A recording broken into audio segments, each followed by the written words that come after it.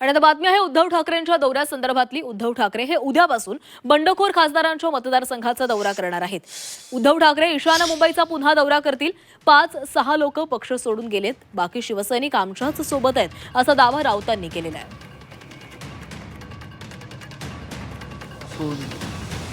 शिवसेना पक्षप्रमुख उद्धव ठाकरे हे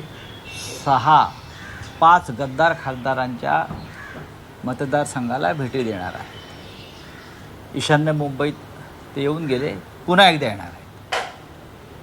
पण आज ते नागपूरला उतरतील, तिथून यवतमाळला आम्ही रात्री जाऊ। यवतमाळनंतर मग आम्ही हिंगोली, परभणी, धाराशिव आणि मग शिर्डी 29 तारखेला अशा कार्यकर्त्यांच्या बैठका आणि मेळावे आहेत।